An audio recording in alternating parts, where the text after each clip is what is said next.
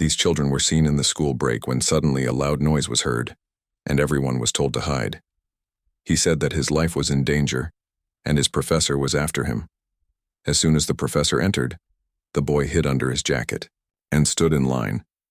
A girl who was behind found out that the professor, wearing a military uniform, treated the children like soldiers. When she asked about the boy, the girl revealed that he was hiding under the jacket. Everyone thought she had deceived them, but as soon as the professor tried to catch him, the girl said that he was infected with a dangerous disease.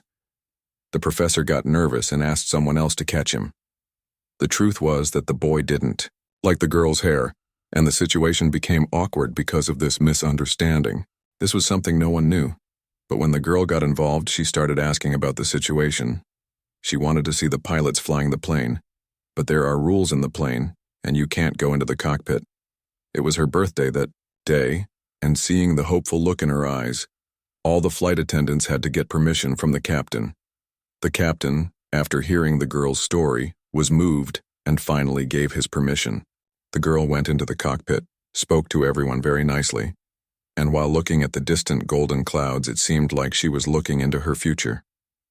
When the other passengers heard the girl's story, they expressed their desire to donate to help. In the future, people had learned to control time, and humans could only live for a certain number of years, just around 100 years. After that, the clock would start counting down. People only had 1 year left to live, which was the time of their life. If they wanted to stay alive, they had to find ways to extend their time, through work, gambling, or even robbery, because here, time was money, and time was life. There was a poor man, but just being poor wouldn't help him.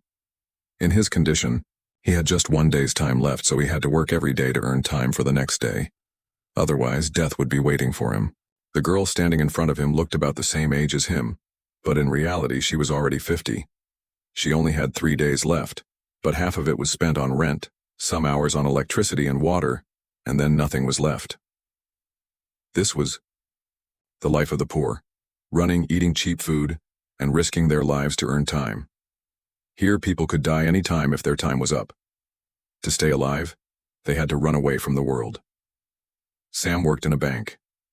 The workload was increasing and he had to manage his time too. The man spoke and others spoke too. He wanted to finish his work slowly. If you wanted to keep a job, you couldn't complain. Sam was frustrated but couldn't do much. He tried to cheer himself up by dancing, but today his luck was bad. A thief appeared in front of him, known as a time thief. Luckily, there was a rich man in the bar, whose watch had more than 100 years worth of time.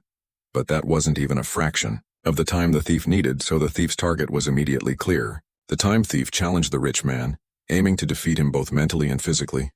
The rich man was prepared, but he first said he needed to go to the bathroom. The wealthy people in the world always had different amounts of time in their watches. Some things were expensive and some taxes were high. The goal was to always make the poor fight for time, so they would keep working and the population would stay under control. If you had enough time, what would you do? They asked. Would you keep talking, drinking alcohol, or keep doing the same things and then wake up the next morning to the same situation? When Sam woke up, he saw that the rich man had disappeared, and when the clock struck 0, he fell down to the ground. Life was no longer exciting. The world of the rich was strange, he thought, but he didn't pay much attention because now he had 100 years left.